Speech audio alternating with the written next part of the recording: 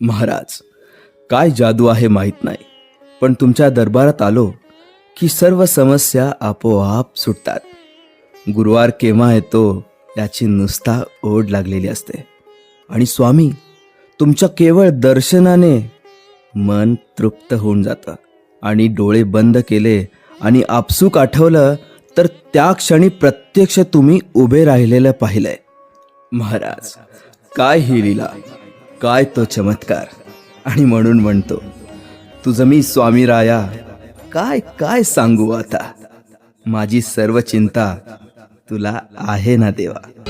जारे जारे सारे गुरु सदनाला, पहा एकदा रे अवधूताला, पहा एकदा रे अवधूताला.